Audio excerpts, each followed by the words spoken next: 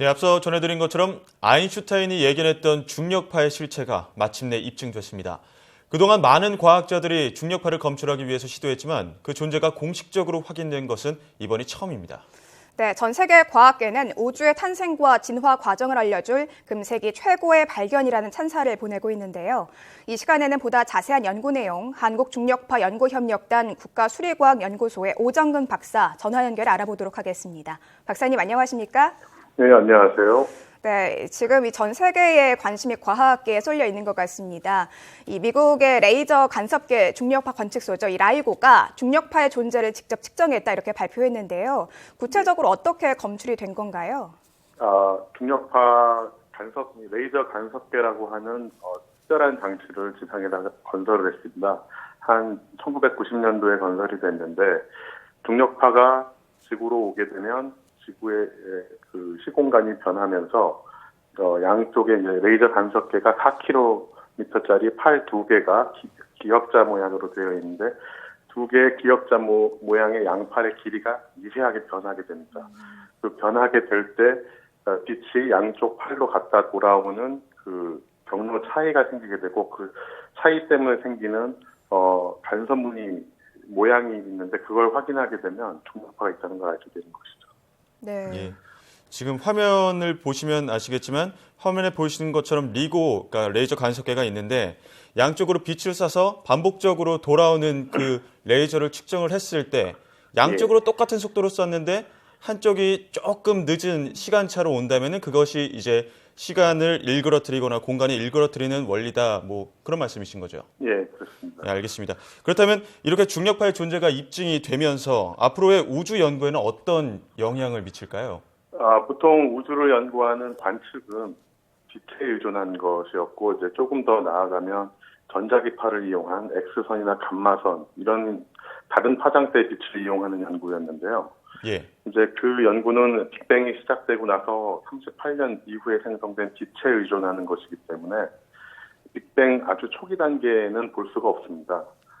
그런데 이제 그 중력파는 빅뱅이 시작됐던 태초부터 있었던 에너지에 전달하는 맥의 수단이기 때문에 중력파를 잘 분석하면 빛이 미치지 못하는 영역의 우주 초기 상태까지도 연구를 하는 것이 가능해지고요.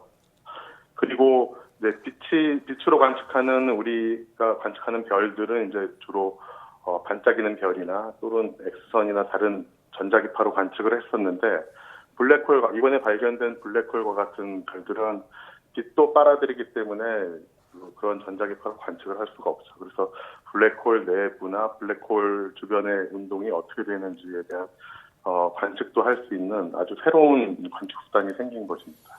예. 어쨌든 우주 초기의 어떤 생성 원리를 밝히는데 큰 역할을 할 수도 있겠네요. 네, 그렇습니다. 네. 알겠습니다. 네, 저희가 어제 뉴스에서도 이 중력파에 대해서 간략하게 좀 짚어봤고 지금도 이 중력파에 대해서 여러 가지 이야기를 나누고 있는데요. 사실 이 중력파가 무엇인지 좀 정확하게 이해하기가 조금 힘들거든요. 예. 이 중력파는 일반적인 중력과는 어떻게 다른 거라고 볼 수 있을까요? 가장 이제 이해하기 쉽게 제가 예를 많이 드는데요. 네. 잔잔한 그릇에다가 물을 담아두고 잔잔하게 두고 배를 하나 띄워둡니다. 뭐 플라스틱이나 나무 배를 띄워두고 그러면 이제 가만히 놔두면은 어떤 물결도 일어나지 않죠. 근데 예를 들어 저희가 배를 손으로 이렇게 누르면 눌렀다 빼면 배가 갑자기 움직이면서 파동이 이렇게 전파되어 나가죠. 예.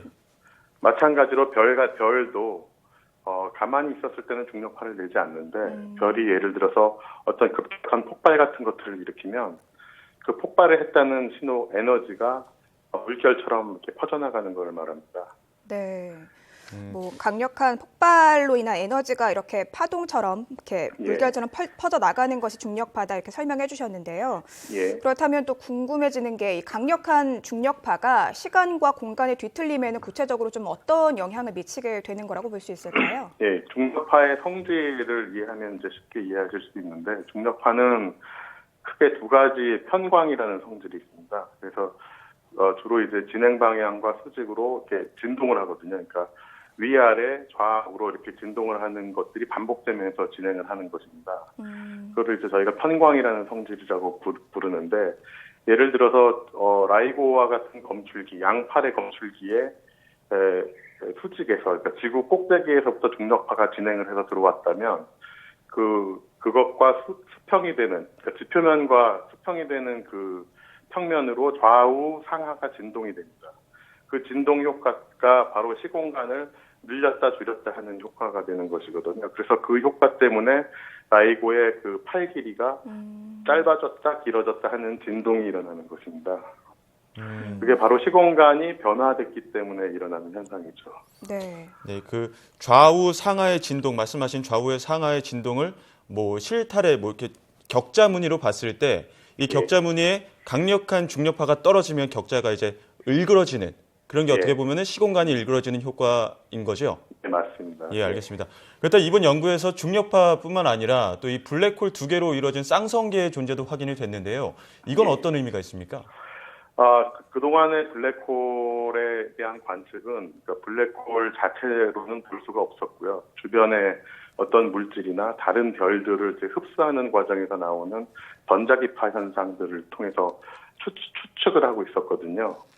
그런데 이번에 발견된 것들은 그런 것들이 아니라 블랙홀 두 개가 서로 돌고 있다가 가까워지면서 충돌하면서 발생하는 중력파를 발견한 것이고 실제로 이런 현상들은 전자기파로는 절대 관측을 할 수가 없는 현상입니다. 그래서 현재 우리가 살고 있는 우주에 실제로 블랙홀이 쌍성을 이루면서 있는 현상이 존재한다라는 것을 밝혀낸 것이고 향후 관측을 위해서 이것들이 얼마나 많이 있는지도 이제 알아내야 하는 것들이죠. 그래서 큰 블랙홀의 존재를 중력파로 본 것, 그 다음에 중력파를 통해서 블랙홀의 쌍성이 존재한다는 것을 발견한 것, 이것이 이제 천체 물리학적으로는 큰 의미가 있다고 하겠습니다.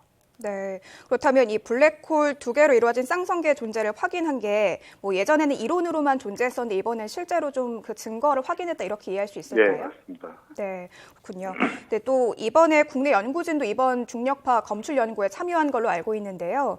구체적으로 어떤 역할을 했는지도 궁금합니다. 예, 저희는 2009년부터 이제 가입 신청을 해서 승인이 되어서 이제 연구에 참여를 하기 시작했는데요. 이번에 어드밴스드 라이고가 가동되면서 저희는 크게 데이터의 잡음을 분류하는 연구하고 천체 물리학에 대한 블랙홀의 생성에 관련된 연구들이 이제 주로 이루어졌는데요. 특히 이제 라이고의 경우는 데이터를 굉장히 방대하게 축적을 하는데 그 중에 거의 95% 이상, 거의 대부분이 쓸모없는 잡음이거든요. 그런 잡음들이 생성되는 것들인데 지구에서 뭐 트럭이 지나간다든지 비행기가 지나간다든지 또는 주변의 나무들을 벌목을 한다든지 또는 지진이 일어난다든지 하는 그런 환경적인 잡음들 때문에 이제 데이터들을 많이 손상을 시키는데 그런 데이터들을 아주 깨끗하게 그런 필요 없는 중력파와 무관한 잡음들을 이렇게 분류를 해서 제거를 해줘야 됩니다. 그래야 데이터의 품질이 높아지고 분석을 했을 때 중력파의 신호가 깨끗하게 보일 수 있도록 하는 것이죠. 그래서 저희는 주로 그런 데이터의 품질을 유지하기 위해서 잡음을 제거하는 연구가 하나가 있었고요. 또 하나는 이제 블랙홀의 쌍성이 얼마나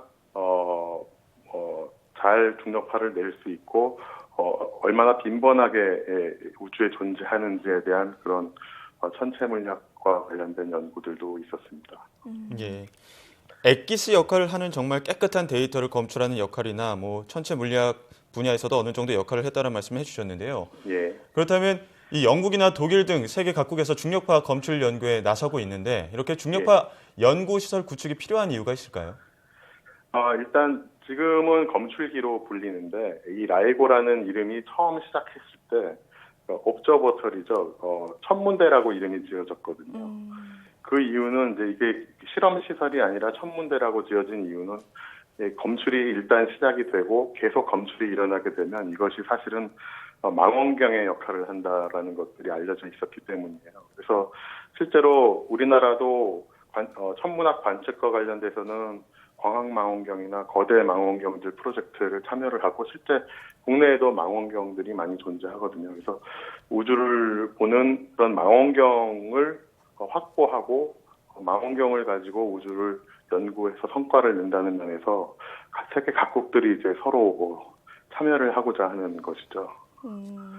네, 뭐 우주를 보는 새로운 논이 하나 더 생겼다 이런 얘기도 많이 나오더라고요. 그만큼 이 연구 시설이 굉장히 중요할 것 같은데 앞으로 이런 뭐 중력파 검출 장비의 성능이 더 좋아진다면 우리가 이 우주에 대한 어떤 정보를 더 얻을 수 있을까요?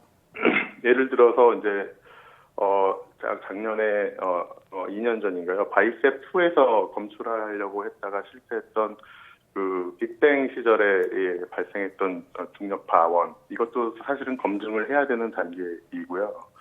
그다음에 우주에 존재하는 중력파들은 별이 종류가 많기 때문에 다양한 파장대에서 다양한 주파수대의 중력파들을 내거든요. 그래서 실제 라이고가 검출한 것들은 아주 그중에 극히 일부의 천체 현상으로부터 온 것이기 때문에 다양한 중력파원들을 연구를 하게 되면 그 우주를 구성하고 있는 별들의 구성 물질과 본질, 그다음에 그런 그러니까 굉장히 많은 미스테리들이 있는데 그런 것들을 이제 해결할 수 있는 실마리가 되는 하나의 눈을 가지게 된 것이죠.